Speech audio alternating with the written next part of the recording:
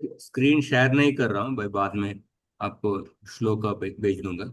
दूसरा श्लोक का अर्थ है, वेदार्थ शैव शास्त्रज्ञ पव्येको भूत् द्विजोत्तमः तस्य पुत्रोस्ति केदार शिवपादार्चने रतः। तो पव्यक नाम के एक ब्राह्मणों से श्रेष्ठ थे। वो वेदों को अध्ययन किए थे और शैव शास्त्र को अध्ययन किए थे। उनके बेटे के नाम है केदार। उनको शिव जी के प्रति का शिव भक्ति में काफी उनका रुचि था। शिव पादार्चने रतः। तेनेदम क्रियते छंदो लक्ष्य लक्षण संयुतम वृत्त रत्नाकरम नाम बालानाम सुख बुद्धये। उस केदार ने इस वृत्त रत्नाकर नाम के ग्रंथ को उन्होंने रचना किए हैं। हाँ, छंदो लक्ष्य लक्षण संयुतम। इस ग्रंथ में केदार ने हर एक छंद का लक्षण दिए हैं, हर एक छंद का डेफिनेशन। जिन्होंने छंद शास्त्र का ज्ञान प्राप्त नहीं किया है, बालानाम सुख बोधये। मतलब जो छंद शास्त्र की बात बिल्कुल, जो लोग नहीं जानते हैं, उन लोगों के लिए सुखपूर्वक छंदों का ज्ञान हो जाए, इसकी सिद्धि के लिए केदार भट्ट वृत्त रत्नाकर नाम का उदाहरण तथा लक्षण से युक्त हर एक छंद का लक्षण दिए हैं और उदाहरण भी दिए हैं। तो आ, उस ग्रंथ को उन्होंने रचना किए हैं। इस ग्रंथ का नाम क्या है? वृत्त रत्नाकर। इस ग्रंथ में छंदों के लक्षण जिस वाक्य में दिए गए हैं, वही उनका उदाहरण भी है। हर एक छंद का जो लक्षण दिए हैं जिस वाक्य में, वो वाक्य भी उस छंद का उदाहरण भी है। तो एक ही साथ उदाहरण तथा लक्षण दोनों को उन्होंने एक ही साथ बताए हैं। यह बात इस ग्रंथ की उपादेयता तथा लोकप्रियता बढ़ाने में विशेष रूप से समर्थ हुई है। ये ग्रंथ का एक विशेषता भी है। हर एक छंद का डेफिनेशन दिए हैं, लक्षण, और उसी वाक्य में उसका उदाहरण भी है। और चौथा श्लोक है,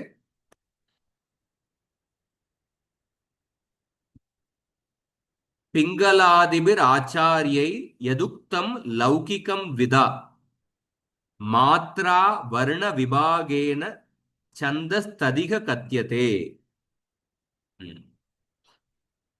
छंदों को आ, छंदों के मूल आचार्य है पिंगलाचार्य। हाँ, पिंगलाचार्य जैसे गुरु परंपरा से शिव जी से प्राप्त किए हैं, वो गुरु परंपरा को हमने देख चुके हैं। इस छंद को दो भागों में डिवाइड कर सकते हैं। हाँ, लौकिक छंदों को हम लौकिक छंदों को ही देख रहे हैं। वैदिक छंदों को हम नहीं देखने वाले, लौकिक छंदों को। लौकिक छंदों का दो भागों में डिवाइड कर सकते हैं। एक मात्रा छंद और दूसरा वर्ण छंद। तो दोनों को इस ग्रंथ में दिया गया है, मात्रा छंद और वर्ण छंद। हाँ, महर्षि पिंगल तथा अन्य आचार्यों ने लौकिक छंदों को दो प्रकार का बतलाया है। अभी सुनाई दे रहा है क्या आपको? जी प्रभु जी। हाँ प्रभु जी। सो लौकिक छंदों को महर्षि पिंगलाचार्य और उनके शिष्यों ने दो भागों में बताए गए। पहला है मात्रा छंद। सो मात्रा छंद में, जिसमें मात्रा की संख्या पर छंदों की रचना की जाती है। मात्रा की संख्या पर छंदों का रचना की जाती है। जैसे उदाहरण है आर्या छंद, उपगीति छंद। ये सब मात्रा छंदों का उदाहरण है, अनेक उदाहरण है। अब दूसरा है वर्ण छंद। वर्ण छंद में अक्षरों की नियत संख्या पर छंदों की रचना की जाती है। हर एक पाद में कितने अक्षर है, उसके निर्भर, हाँ, उसके ऊपर छंदों की रचना लक्षण दिया जाता है। जैसे अनुष्टुप छंद, इंद्र वज्रा छंद, शार्दूल विक्रीडित छंद। तो दोनों प्रकार के लौकिक छंदों को इस ग्रंथ में कहा जाएगा। वृत्त रत्नाकर में मात्रा छंद भी गया कहा गया है, और वर्ण छंद भी कहा गया है। हम वर्ण छंद ही पढ़ने वाले हैं, मात्रा छंद का थोड़ा बेसिक ये बताता हूँ, पर वर्ण छंद ही मेनली हम पढ़ने वाले हैं। हाँ। सो गायत्री आदि वैदिक छंदों का वर्णन इस ग्रंथ में नहीं किया जाएगा। वो वैदिक मंत्रों में वैदिक वेदों के लिए अलग छंद शास्त्र है, जैसे वैदिक मीमांसा छंद शास्त्र। वो इस ग्रंथ में नहीं है, पर बेसिक हम मात्रा छंद और वर्ण छंद दो प्रकार के छंद है, उसमें खास करके हम वर्ण छंद को पहले पढ़ेंगे। और बेसिकली मेनली जो फेमस छंद, क्योंकि इस किताब में तो अनेक छंद है, मे बी 100 के ऊपर है शायद, और मोस्ट फेमस विल सी। तो लौकिक छंदों का प्रतिपादन ही इस पुस्तक में दिया गया है। ये चौथा श्लोक है। और उसके बाद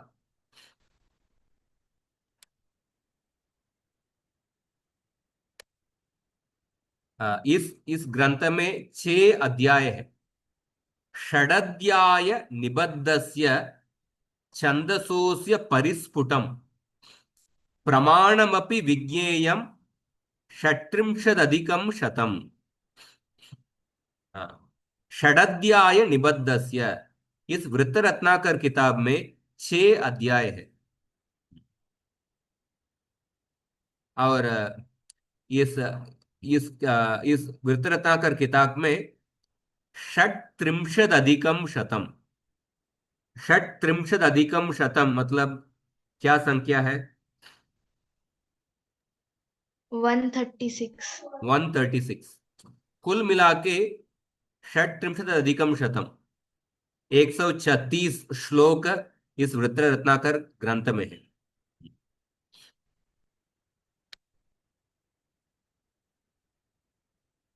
तो सबसे पहले देखेंगे तो हम्म, या उसके बाद अगले श्लोक है।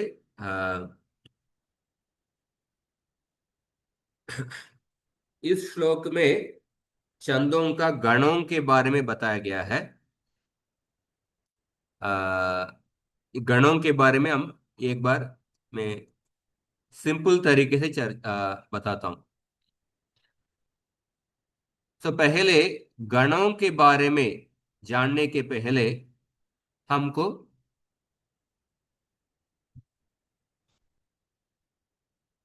अक्षरों के बारे में जानना चाहिए। हाँ, तो बेसिक सर्टेन टर्म्स में बताता हूँ। पद्य, पद्य नाम का पद्य मतलब क्या है? पद्य मतलब जो छंद विधियों के अनुसार जो जिसका रचना हुआ है उसको पद्य कहते हैं। छंदोबद्ध पद्यम।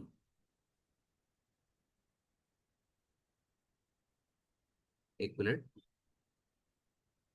छंदोबद्ध पद्य, छंद विधियों के अनुसार जिसका रचना हुआ है उसको पद्य कहते हैं, या उसको श्लोक भी कहते हैं। श्लोक भी कहते हैं। हाँ। गद्य मतलब प्रोस।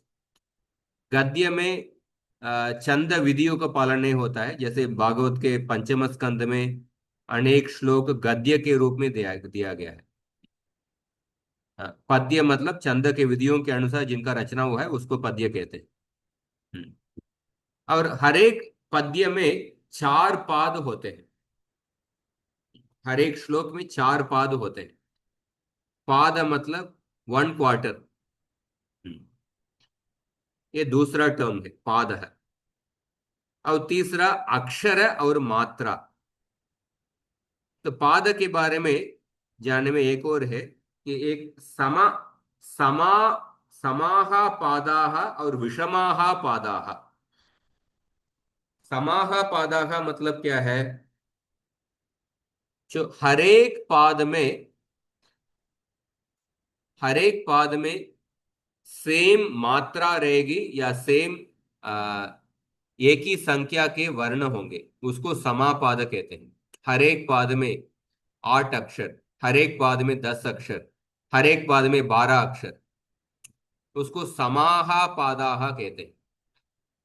विषमाह पादाह मतलब हर एक पाद में भिन्न भिन्न अक्षर हो सकते हैं, उसको विषमाह पादाह कह सकते हैं। और अक्षरम मतलब क्या है? अक्षर और वर्ण दोनों सेम है। अक्षर और वर्ण दोनों सेम है। अक्षर और वर्ण मतलब स्वर और व्यंजन दोनों मिला के अ,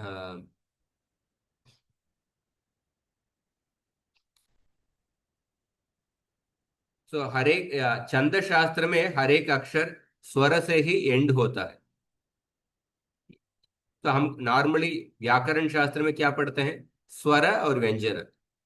स्वर एक अक्षर के व्यंजन, जैसे अच, माहेश्वर सूत्र में अच मतलब सभी स्वरों को कहता है। हल मतलब सभी व्यंजन। सो छंद शास्त्र में सभी अक्षर स्वरों में एंड होता है। जैसे आ, ग, जा, न, प, सभी अक्षर स्वरों में एंड होता है। और स्वर के बाद जब विसर्ग या अनुस्वार आएगा तो उसके साथ उच्चारण करके उसको भी एक अक्षर कह सकते हैं। हाँ, तो अक्षर has to be understood the beginning, that पद्य मतलब छंद, हाँ, जो छंद विधि के साथ जिसका रचना हुआ है उसको पद्य कहते हैं। हर एक पद्य में 4 क्वार्टर रहेगा, 4 पाद रहेगा। तो छंद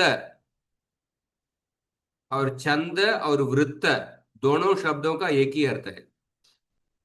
तो ये जो हर एक श्लोक, हर एक पद्य अनेक छंद विधियों के अनुसार रचना किया हुआ है। उन छंदों को हम शार्दूल विक्रीडित छंद, अनुष्टुप छंद, इंद्र वज्रा छंद, ऐसा इस नाम से बोलते हैं। तो छंद या वृत्त दोनों का अर्थ सेम है।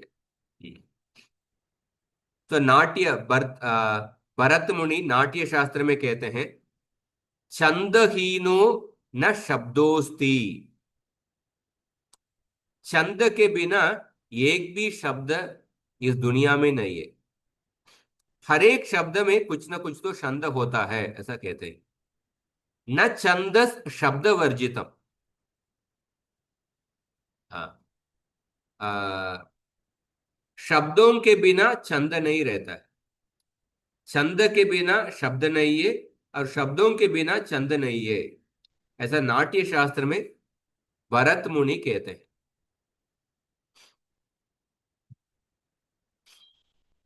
तो पहले हमको अक्षरों को गिनने का हमको मालूम होना चाहिए। तो आप देखिए, हाँ, तो अक्षरों को गिनने के लिए हर एक अक्षर एक स्वर से एंडिंग होना चाहिए, उसको एक अक्षर कहते हैं। जैसे जो इंडिविजुअल स्वर है तो आ, ई उ ये इंडिविजुअल स्वर है। पर जब व्यंजन आता है, व्हेन द व्यंजन इज एंडिंग विद स्वर, उसको एक अक्षर कहेंगे। जैसे प, पकारोत्तर अकार है। हाँ? पकार है, पकारोत्तर अकार है, इसको एक अक्षर कहेंगे। और फॉर एग्जाम्पल राधा, राधा इस शब्द में कितना अक्षर है?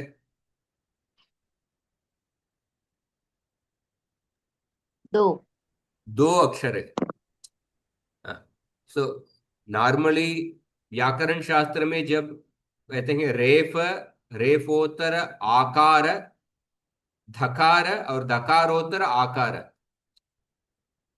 चार अक्षर है। व्याकरण शास्त्र में जब अणुपूर्वी, एक शब्दों का अणुपूर्वी कहने के समय ये चार अक्षर ऐसा कहेंगे। पर छंद शास्त्र में राधा शब्द में दो ही अक्षर है। हाँ, रेफ के साथ आकार वो एक अक्षर है, और दकार के साथ जो आकार है दो अक्षर है। और वो एक अक्षर है, इसलिए दो ही अक्षर है। यशोदा, इसमें कितने अक्षर है?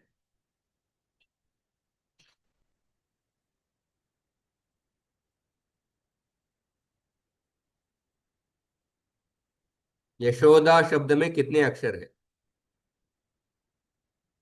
बताइए, आपको सुनाई दे रहा है?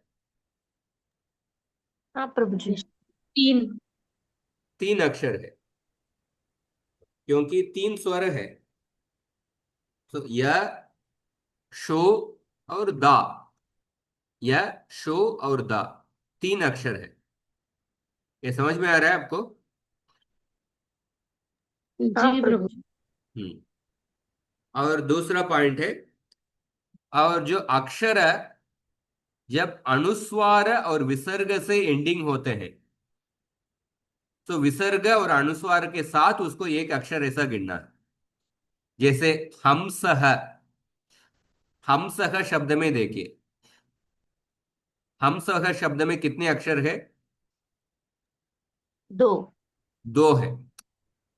हकार, हकारोत्तर अकार, और अकार के बाद अनुस्वार, ये तीनों मिला के एक अक्षर है। तो आकार के बाद जो अनुस्वार है, उसको भी साथ में ही गिनना है। तो वो एक अक्षर है। और सकार, सकार के बाद विसर्ग है। सकार है, उसके बाद आकार है, आकार के बाद विसर्ग है। तो विसर्ग, तो अक्षरों के बाद जब अनुस्वार और विसर्ग आएगा, उस अनुस्वार और विसर्ग को उस अक्षरों के साथ लेना चाहिए। तो हम सखा शब्द में दो अक्षर है। प्रभुपाद है, हमको संस्कृत में प्रभुपाद नहीं कहेंगे, प्रभुपाद है। प्रभुपाद में कितने अक्षर है?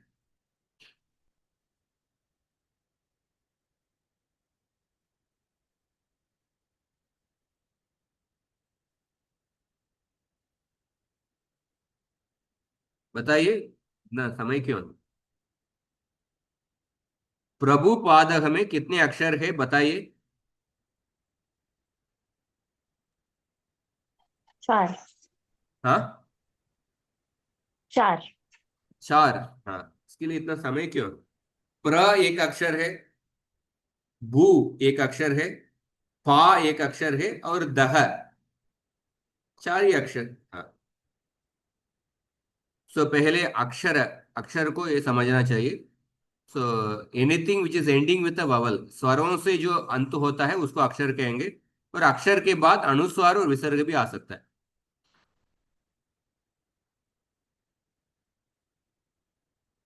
और ह्रस्व दीर्घ प्लुत, इसको तो हम पहले जाने हैं।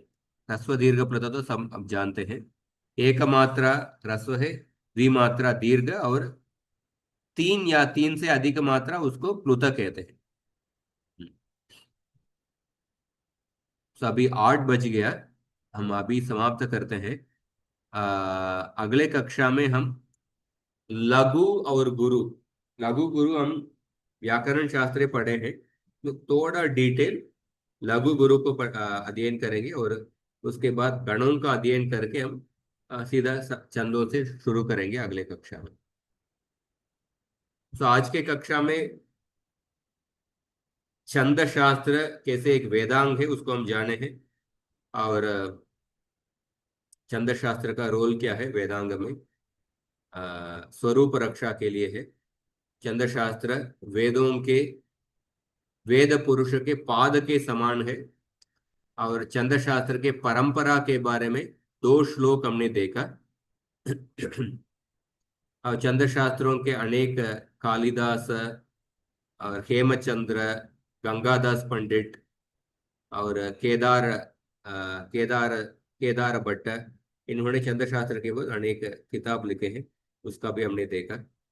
उसके बाद हमने वृत्त रत्ना करके पहले 6 श्लोकों का अध्ययन किए हैं। मंगलाचरण और मुझे भी आ गई। केदार भट्ट के बारे में एक श्लोक, और उसके बाद उसमें 6 अध्याय है, 136 श्लोक है, इसके बारे में हम अध्ययन किए। कुछ प्रश्न है तो पूछिए। प्रभु जी मात्रा मतलब क्या है वो समझ में नहीं आया। या मात्रा मतलब एक वो मात्रा। छंद। हाँ हाँ। जो ह्रस्व को उच्चारण करने के लिए एक मात्रा लगता है, हाँ हाँ दीर्घ वर्ण को उच्चारण करने के लिए 2 मात्रा लगता है। हाँ, प्लुत वर्णों को आ, जो दीर्घ को उच्चारण के लिए 2 मात्रा, और केवल व्यंजन का उच्चारण करने के लिए आधा मात्रा लगता है, केवल व्यंजन का। ह्रस्व स्वर के लिए 1 मात्रा, दीर्घ स्वर के लिए 2 मात्रा, केवल व्यंजन के लिए अर्ध मात्रा, अनुस्वार के लिए 2 मात्रा, विसर्ग के लिए 2 मात्रा, ऐसा कहा हुआ। सो हर एक अक्षर के लिए एक मात्रा होता है। सो उस मात्रा के अनुसार एक पाद में जब मात्राओं को गिनेंगे, हर एक पाद में 8 मात्रा या 10 मात्रा या 12 मात्रा, ऐसा मात्रा का संख्या आएगा। उस मात्राओं के अनुसार मात्रा छंद, मात्रा छंद का लक्षण दिया गया है। उसका एग्जाम्पल हम देखेंगे। पर मात्रा मतलब हर एक अक्षर का कुछ मात्रा होता है। ह्रस्व वर्ण के लिए दीर्घ वर्ण के लिए, और केवल व्यंजन के लिए अर्ध मात्रा, ऐसा मात्रा होता है। हाँ समझा प्रभु जी। और एक प्रभु जी पूछना था। वो हम्म। आपने बोला कि छंदो मंजरी नाम का जो आ, ग्रंथ है वो अवेलेबल है। तो क्या हम उसे उसके इसमें से भी कुछ श्लोक लेंगे क्या, मतलब आप कुछ उसमें से आप हमें छंदो दे मंजिल, सकते उससे हैं भी क्या। कुछ उदाहरण लेंगे। हाँ हाँ, ठीक है प्रभु। तो छंद शास्त्र में भी आप देखते हैं तो मात्रा छंद, वर्ण छंद। मात्रा छंद को जस्ट बेसिक इंट्रोडक्शन ही देने वाला हूँ, बस। हाँ वर्ण छंद ही काफी उपयोग होगा। और वर्ण छंद में भी अनेक प्रकार के हैं, पर जो सबसे प्रसिद्ध जो शास्त्रों में आता है उसको हम देखेंगे। तो एटलीस्ट बेसिक आपको समझ में आएगा तो आप खुद से भी पढ़ सकते हैं। पर सबसे प्रसिद्ध वालों का छंदों का लक्षण, और उसका कैसे गा सकते हैं, गाने का स्टाइल, उसको भी हम देखेंगे। ठीक है प्रभु।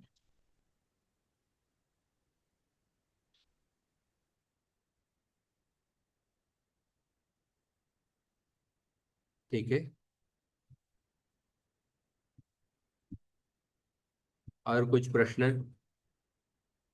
तो अगले हफ्ते हम ट्यूसडे को हम लेंगे, ट्यूसडे को 8 बजे। आ, अगले हफ्ते डायरेक्टली हम प्रभु जी। लघु गुरु और छंदों के गणों के बारे में देखेंगे, और सीधे छंदों को शुरू कर देंगे अगले हफ्ते। ठीक है, समाप्त करते हैं।